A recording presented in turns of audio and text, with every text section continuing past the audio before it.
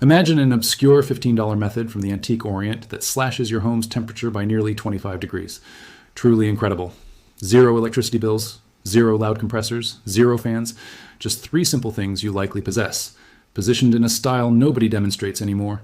It chilled estates across the Iranian plateaus for 3,000 seasons. It still operates inside a current suburban dwelling. And once you grasp how basic it is, you will question why we ever quit applying. This past August, my energy statement reached $300. That AC unit was humming constantly, yet my top floor remained a furnace by 4 o'clock.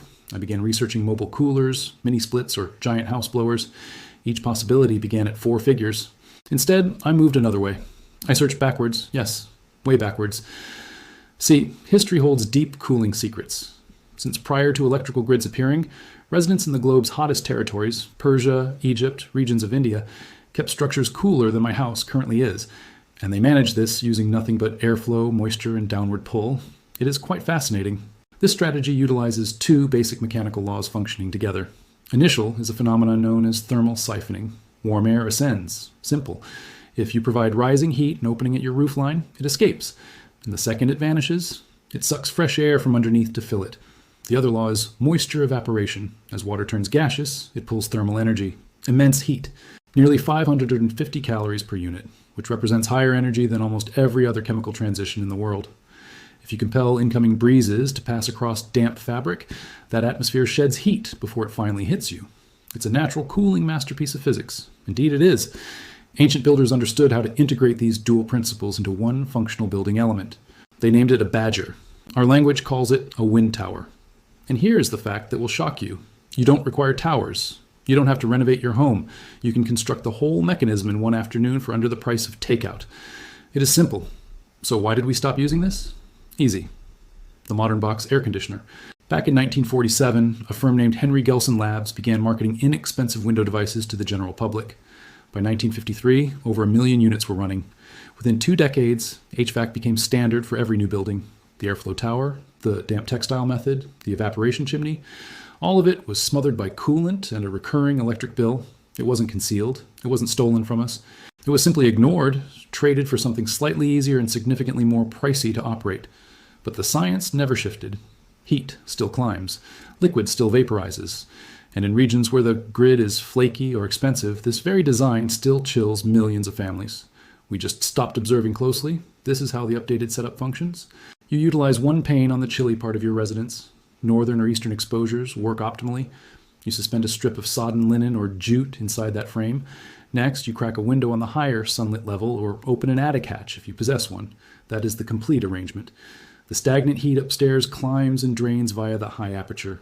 The pressure drop it sucks external air through your damp fabric downstairs.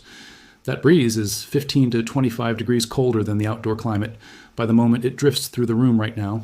In arid zones, the effect is truly incredible. I clocked mine at 22 degrees on a 96-degree afternoon. Indoors, it stayed at 73 with 0 motors active, no blowers, nothing consuming power at all. Physics doesn't send a monthly bill. You should know that. Here is precisely what you require. 1 yard of raw hemp or natural cotton, roughly $5 at the local craft shop. A single 5-gallon container, about $4 if you don't already own one. 1 expandable curtain rod, which matches your window width, around $6. A tiny container of coarse kitchen salt is helpful because it drops the speed of drying and keeps the device functioning longer before maintenance. There is your full shopping list. $15 more or less. Now, the setup process.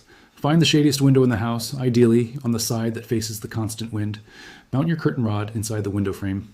Drape the hemp over it so the bottom edge of the fabric rests inside the bucket. Fill that bucket with water until the hemp is fully saturated.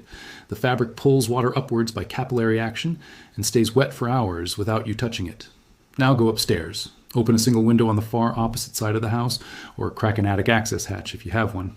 The greater the temperature gap between that high vent and the low intake, the harder the system draws. That is it. The house begins cooling within roughly 10 minutes. It hits peak cooling within an hour. And it costs nothing to run because the only power is the thermal gap between basement and roof, which sun provides. Several minor tweaks make this process even better. Pull the hemp tight so breezes are pushed through it rather than around it. Use double sheets if you reside somewhere extremely scorching. Replenish the bucket once each morning and again at sunset. If your home water is mineral heavy, mix a spoonful of vinegar to prevent calcified scaling on the sheet. And if you wish to crank the output higher, set a flat pan of ice beside the damp textile during the hottest periods. The chill coming from the ice merged with the moisture-driven suction will lower the incoming air another 6 to 9 degrees. Absolutely none of this needs power to work correctly. Now here is the detail nobody mentions. This mechanism becomes more powerful the hotter it gets outdoors. Most cooling options fail on the most extreme days. The hottest days actually make this ancient system stronger. A standard window box struggles when the external air rises past 95. A modern heat pump drops efficiency past 100, but moisture evaporation acts the opposite. The toastier and parched the outside atmosphere, the more energy each drop of water carries away while it turns gaseous. On a 105-degree afternoon in a desert climate, this setup might drop incoming air by 30 degrees. In Phoenix, in Las Vegas, in the arid regions of California or Texas, this isn't some backup option. This remains the primary cooling method in millions of residences. They just label them swamp coolers and claim it is a modern discovery. It is not. It is a 3,000-year-old concept wearing a brand. Now, let's be honest. This hack has constraints. It doesn't function well in humid areas. If your dew point rises above 65, the atmosphere cannot hold more vapor, and that cooling effect vanishes quickly. So, if you reside in Florida, in Houston, or the Carolinas, this isn't your complete answer. But for the arid western half of America, the Great Plains, the Rockies, the Southwest, most of Central California, large sections of Canada during summer, this basic arrangement does exactly what a $1,900 mini-split achieves for $15, and it keeps operating when the power grid fails. No moving machinery, nothing to snap, nothing to plug in, simply physics and damp fabric doing exactly what they achieved 3,000 years ago in a wasteland that never saw 1 watt of current in its entire history. If this type of hidden DIY interests you, please like and subscribe to Kenzo Times, because the next project I'm unearthing is even stranger. There is a type of clay vessel the Romans interred in floors that kept wine cellars at 52 degrees forever. No insulation, no electricity.